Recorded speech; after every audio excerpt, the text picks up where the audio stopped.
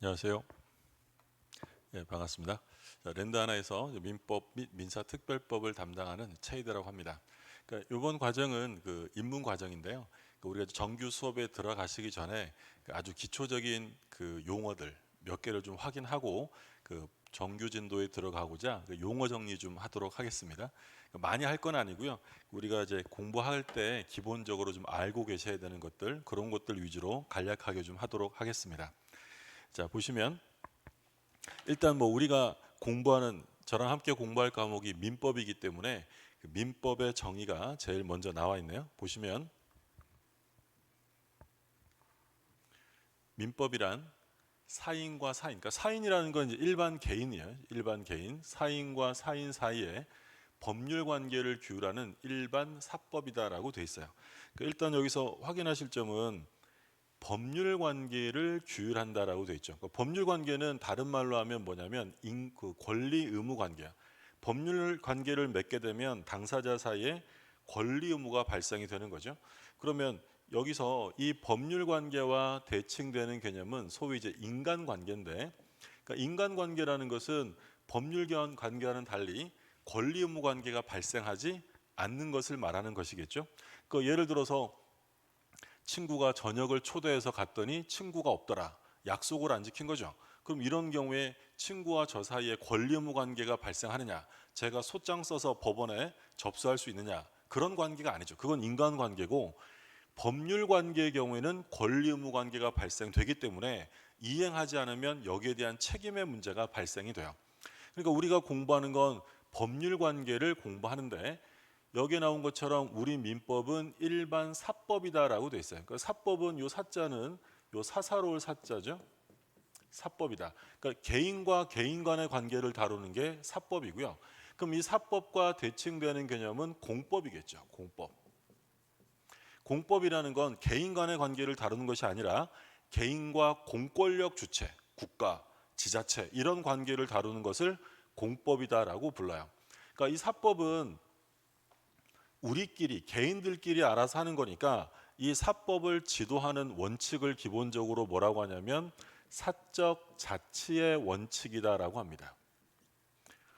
근데 공법은 지도 원리가 사적 자치가 아니라 우리끼리 알아서 하게 내버려 두는 게 아니라 국가가 간섭하고 개입하고 이럽니다. 그러니까 공법은 다른 말로 이제 규제법이다라고 부르는데, 그 이유는 뭐냐면 지도 원리가 다르기 때문이에요. 민법은 사적 자치가 지도 원리지만 공법은 공익, 공공복리를 목적으로 하기 때문에 개인을 규제할 수밖에 없는 것이죠. 그리고 민법은 일반 사법이라고 되어 있네요. 그러니까 일반법과 대칭되는 개념은 특별법이에요. 우리 민법은 일반법이지 특별법은 아니죠. 그러니까 일반법이라는 건 뭐냐면 모든 사람, 모든 사항, 모든 장소에 적용되는 법을 말합니다. 근데 특별법은 모든 것에 적용되는 게 아니라 특별한 경우에. 그래서 우리 시험 볼 때 민법상 임대차도 있지만 특별법에서 일반 임대차가 아니라 주택을 임대차 했을 때는 특별법인 주택임대차보호법이 적용돼요. 즉 일반법과 특별법이 다른 규정을 두고 있다, 서로 충돌한다면 어느 게 우선하냐면 특별법 우선의 원칙이다라고 말할 수 있죠. 그게 이제 일반 사법이라는 얘기고, 그럼 우리 민법은 어떻게 구성되어 있냐면 5가지로 구성이 되어 있어요. 민법 총칙, 그리고 물권법, 채권법, 친족법, 상속법, 이렇게 5가지예요. 근데 여기 둘을 같이 둘둘 이어서 줄을 그은 건 이 물권법과 채권법을 합쳐서 우리가 이제 뭐라고 부를 거냐면 제3법이라고 불러요. 제3법. 그리고 친족법과 상속법을 합치면 얘를 이제 가족법이다 또는 신분법이다라고 불러요. 근데 이제 우리 시험 범위는 우리 공인중개사가 하는 역할은 재산에 관해서 부동산과 관련되는 업무를 하는 거지 뭐 혼인을 중개할 일은 없잖아요. 그러니까 친족법과 상속법은 우리 시험 범위에서는 제외됩니다. 그러니까 우리 시험 범위는 민법 총칙. 총칙이라는 건 이 제3법에 대한 공통적인 기본 이론, 공통적인 기본 이론을 담아둔 거고요. 그럼 총론을 기본적으로 먼저 공부하고 요 강론에 적용하는 방식을 취하고 있어요. 요게 이제 민법에 대한 기초 개념이고요. 그 다음에 이제 제3법을 보시면 말씀드린 것처럼 조금 전에 제3법이란 뭐랑 뭐랑 합친 거였어요? 물권법과 채권법을 합친 거고, 가족법은요 친족법과 상속법을 합친 말을 말합니다. 그럼 우리가 시험 보는 건 요 재산법, 물권법과 채권법인데, 물권이라는 건 뭐예요? 물건에 대한 권리를 말하고, 채권이라는 건 사람에 대한 권리를 말해요. 그러니까 물권은 어떤 사람이 물건에 대해서 행사하는 권리를 물권이다라고 하고요. 채권은 어떤 사람이 또 다른 사람에게 무언가를 요구하는 권리를 채권이다라고 부릅니다. 그러니까 뒤에 다시 한번 나올 거예요. 그 물권, 채권은 우리 기본 개념으로 꼭 알고 가셔야 될 내용이야. 그러니까 물권은 대표적으로 뭐가 있냐면 소유권. 소유권이라는 건 어떤 물건에 대한 권리지 사람에 대한 권리가 아닌 것이죠. 대표적으로 소유권을 필두로 해서 우리 민법이 정하는 물권은 총 8가지 물권이 규정되어 있어요. 채권은 당사자가 얼마든지 합의하에 만들어낼 수 있으니까 몇 개 이런 제한이라는 건 존재하지 않습니다. 자, 그리고 재산법은 뭐 이건 당연한 얘기죠. 합리성이 지배하고 사적 자치가 그리고 거래 안전 이념이 강조된다. 참고로 보시면 되겠고요. 사적 자치는 좀 전에 말씀드린 것처럼 이런 사법의 지도 원리는 사적 자치, 우리끼리 알아서 해결해 나가는 것이죠. 가족법은 친족법과 상속법이에요. 그러니까 친족법에는 뭐가 규정되어 있냐면 혼인, 이혼, 입양, 약혼, 파양 뭐 이런 것들이 규정되고요. 상속법은 사람이 사망하면 바로 상속이 개시되죠. 그러니까 이거는 당사자가 무슨 의사 표시에서 원해서 상속이 개시되는 게 아니라 법률이 규정하는 바에 따라서 상속이 개시되어집니다. 근데 말씀드린 것처럼 가족법은 공인중개사 시험 범위에서 제외됩니다. 그러면 요 재산법과 가족법에 있어서 보다 더 개인의 의사를 더 존중하는 건 어떤 분야 같아요? 가족법이죠. 가족법. 그러니까 재산법은 소위 의사와 표시가 좀 다르면, 자기가 생각했던 의사가 아닌 다른 표시를 했다면 기본적으로 표시된 대로 책임지는 게 원칙이에요. 근데 의사라는 건, 신분 관계를 창설한다는 건 개인의 의사를 절대적으로 존중하기 때문에 여기 나와 있는 것처럼 개인의 의사가 존중되어진다라고 되어 있죠. 그래서 우리가 공부하는 총칙상의 기본적인 내용들은 가족법에는 적용 안 돼요. 가족법은 가족법만의 별도의 법리에 따르게 된다라는 거고요. 그리고 이 가족법은 재산법에 비해서 보다 더 신중한 의사결정을 요구합니다. 그래서 신중한 의사결정을 요구하기 때문에 법률행위 형식도 소위 요식행위가 많아요. 요식행위. 그러니까 요식행위라는 건 방식을 요구하는 행위죠. 우리 대표적으로 보면 혼인 있잖아요. 결혼해서 이제 혼인해서 가족관계가 창설되는데, 혼인이라는 건 당사자가 합의, 혼인에 대한 의사의 합치가 있었다고 법률상 부부가 되는 게 아니라 또 다른 방식이 요구되죠. 혼인하면 뭐 해야 돼? 신고해야죠. 신고. 그러니까 이런 방식을 요구하는 걸 요식행위다라고 하고, 우리 시험범에 들어가는 재산법은요 요식행위 하나도 없어요. 전부 다 불요식행위입니다. 바꿔서 말하면 매매계약, 재산법상의 행위겠죠. 매매계약을 했다면 매매계약이 성립하기 위해서 계약서라는 방식을 꼭 취해야 되느냐? 만약에 취해야 한다면 요식행위지만 계약서는 쓰지 않아도 계약은 성립합니다. 그러니까 요식이 아니라 뭐라는 거예요? 불요식이다. 그 얘기고, 자, 사적 자치의 원칙이 다시 한번 나와 있네요. 4번에 보시면 사적 자치의 원칙입니다. 사적 자치의 원칙은 각자 사인들은 자유로운 의사에 의해서 자신의 법률 관계를 스스로 형성해 나갈 수 있다는 원칙을 말합니다. 가장 사법의 기본 원칙이에요. 우리끼리 알아서 할 거다라는 거죠. 그러면 이 사적 자치의 실천 수단으로 현실적으로는 계약 자유의 원칙이라는 구체적 형태로 나타나게 된다. 그러니까 사적 자치를 실현할 수 있는 가장 기본적인 수단이 소위 나중에 이제 용어로 나오겠지만 법률 행위라는 거예요. 이 법률 행위는 법률 효과를 발생시키는데, 얘는 무엇에 의해서 효과가 발생되냐면 소위 의사 표시에 따라 효과가 생깁니다. 그러니까 내가 원하는 대로 효과를 발생시킬 수 있기 때문에 사적 자치의 실현 수단이 된다라는 얘기죠. 계약 자유의 원칙 관련해서 봐두시고요. 그 다음에 5번 과실 책임의 원칙이에요.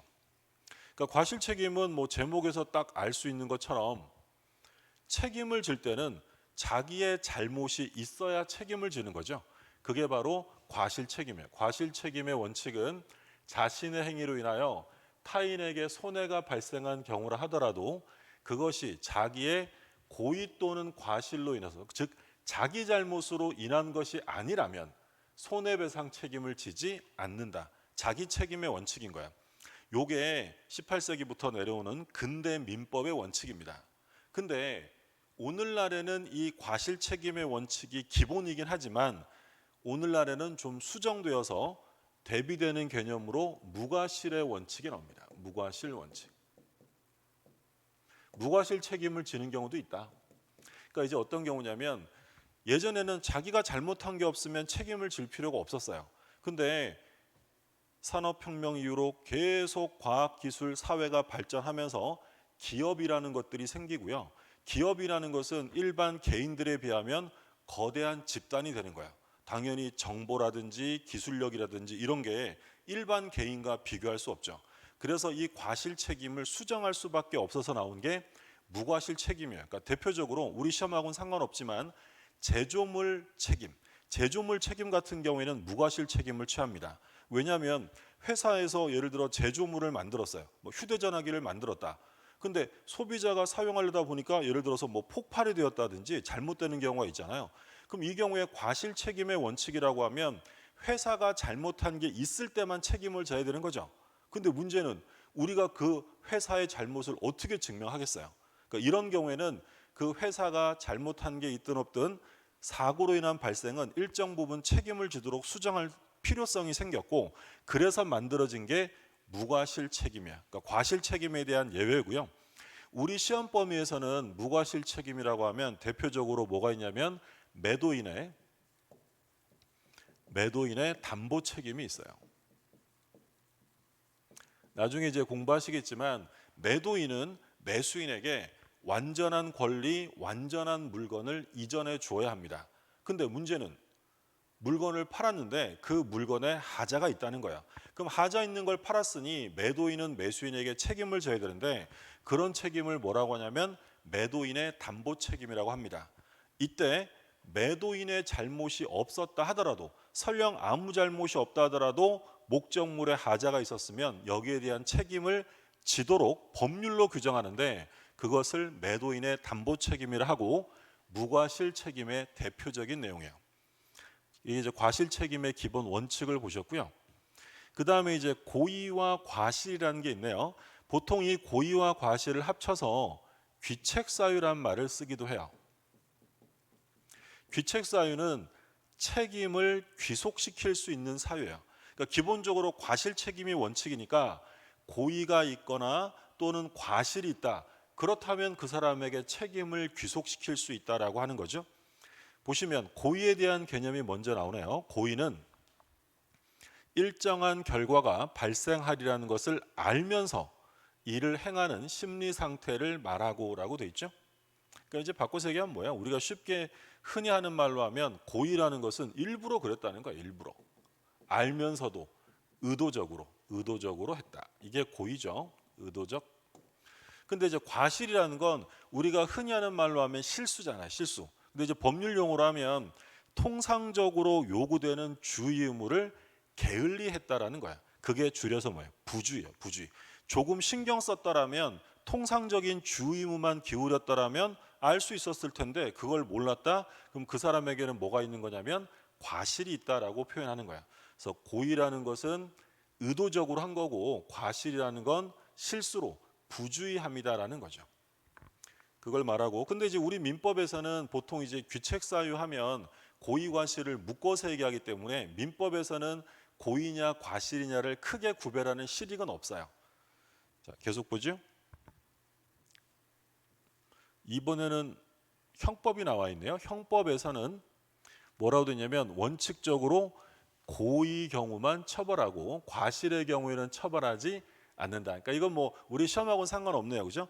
고의 우리가 형법상 우리 형법은 시험 안 보지만 고의범만 처벌하는 게 원칙이고요. 과실범은 원칙적으로 처벌하지 않습니다. 물론 이제 그 과실범을 처벌하는 경우도 있어요. 예를 들어 그 법익이 매우 중요하다라고 하면 과실범도 처벌합니다. 그러니까 우리 법익 중에 가장 중요한 법익이 생명이겠죠. 그럼 우리가 예를 들어서 어떤 사람이 다른 사람을 죽게 했다, 의도적으로 고의로 죽게 했다라고 하면 그거 뭐야? 살인죄죠. 살인죄. 살인죄. 그럼 살인죄는 당연히 형사처벌이 될 거고요. 근데 실수로 사람을 죽게 했다. 사람의 생명은 너무너무 소중한 거죠. 전 지구보다 무거운 게 한 사람의 생명이라고 합니다. 그러면 이 생명을 설령 고의는 아니라 실수로 사망케 했다 하더라도 책임을 지는데, 이거 우리 많이 들어봤잖아. 이런 거 뭐라 그래? 과실치사죄라고 부르죠. 과실치사. 고의가 아니라 과실로 사람을 죽게 해도 과실치사죄가 돼요. 물론 이렇게 되면 형법에서는 책임의 비중은 다르죠. 형량이 다르죠. 살인죄는 아마 250조일 거예요. 250조에서 뭐라고 정하냐면 사람을 살해한 자는 사형, 무기 또는 5년 이상의 징역에 처합니다. 그런데 과실치사죄는 이게 2년 이하의 금고, 2년 이하의 금고나 700만 원 이하의 벌금 이런 식으로 규정되어 있어요. 그러니까 이게 당연히 처벌은 하지만 의도적으로 살해한 것과는 당연히 형량에선 차이가 나지만 과실로 인한 경우에도 중요한 법익은 처벌합니다. 그럼 우리 쉽게 생각하면 남의 물건 훔친 뭐라 그래? 절도라고. 절도. 그러면 절도라는 건 고의를 가지고 훔친 거잖아요. 실수로 훔치는 건 없잖아요. 과실절도죄 같은 건 없어요. 남의 물건을 때려 부쉈다? 손괴죄입니다. 그건 고의로 한 경우만 처벌하지 실수로 남의 물건을 파손했다고 형사 책임을 지는 것은 아니다. 그런 점에선 차이가 있고요. 근데 여기에 뭐라고 됐냐면 민사 책임에 있어서는 대부분 고의와 과실을 동일하게 취급하므로 우리 민법상으로는 고의 과실을 묶어서 귀책 사유로 같이 보기 때문에 민법에서는 양자의 차이가 크게 있다고 할 수는 없다라는 얘기죠. 그 얘기고요. 자, 그 다음에 채무불행이 있네요. 채무불행. 보시면 채무불행이란 채무자의 고의 또는 과실, 우리 이거 줄여서 뭐라고 한다고 했어요? 귀책사유. 채무자의 귀책사유로 채무 내용의 조천 이행이 없는 경우를 말한다. 그러니까 우리 시험 범위는 아닌데 민법 390조 이하에서 채무불행에 관한 규정을 두고 있어요. 그런데 채무불행이 우리 시험 범위는 아니지만 요 이행지체, 이행불능이란 말은 뒤에 가면 우리 계약의 해제 파트에서 많이 보시게 될 거예요. 그러면 가장 대표적인 채무불행은 이행지체와 이행불능이 있는데요. 이건 뭐 용어 딱 보시면 이행이 어떻게 된다고요? 지체, 늦어지고 있다는 거야. 못한다, 불가능하다는 게 아니라 채무자의 잘못으로 이행이 늦어지고 있는 것을 이행지체라고 부릅니다. 자, 그럼 뭐라고 써 있는지 한번 볼까요? 이행기에 왔고, 그러니까 이행할 날이 온 거예요. 이행을 해야 될 날이 왔는데 이행이 불가능하지 않아요. 이행이 가능함에도 불구하고 채무자가 그의 책임 있는 사유, 여기 나왔네요. 귀책 사유, 책임을 귀속시키는 사유, 고의 또는 과실이에요. 채무 내용의 조천 이행을 하지 않는 것을 말한다. 늦어졌다는 거야. 할 수 있는데도 불구하고 하지 않고 있다는 얘기죠. 여기 나온 것처럼 매매 계약을 했는데 예를 들어 매수인이 약속한 날에 중도금을 안 준다. 돈을 안 주는 건 불가능해요. 늦어지는 거야. 돈을 안 준다는 건 사실 불능이 없어요. 돈이 없나요? 돈은 저한테 없는 거지 다른 데는 있잖아요. 그러니까 돈을 안 주는 건 불능이 아니라 지체라고 불러요.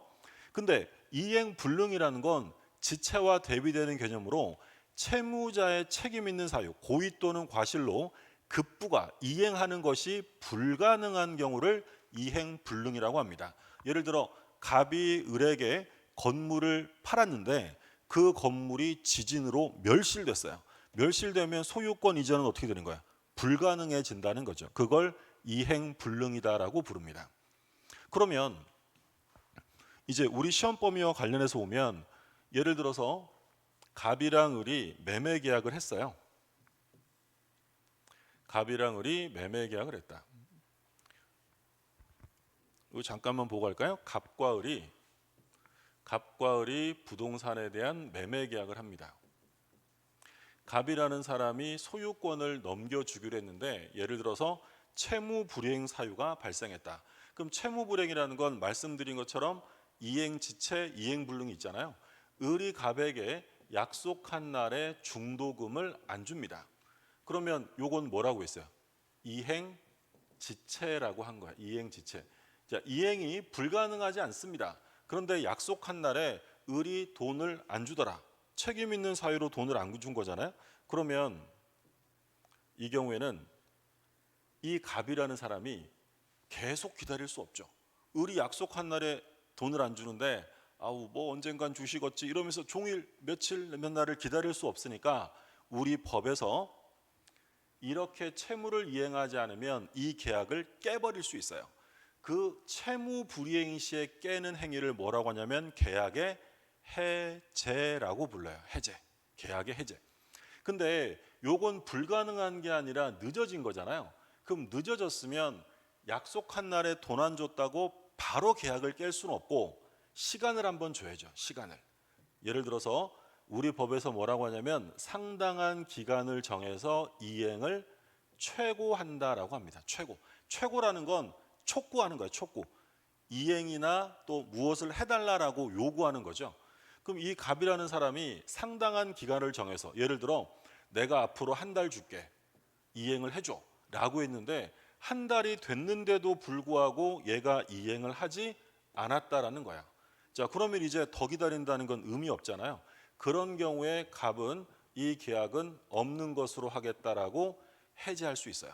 그리고 얘 잘못이니까 해제만 할까요? 손해배상도 받아야 돼. 당연히 손해배상 청구를 할 수 있는 것이죠. 요게 이행지체예요. 그러면 이행불능이에요. 이행불능. 이번에는 늦어지는 정도가 아니라 불가능하다는 거네요.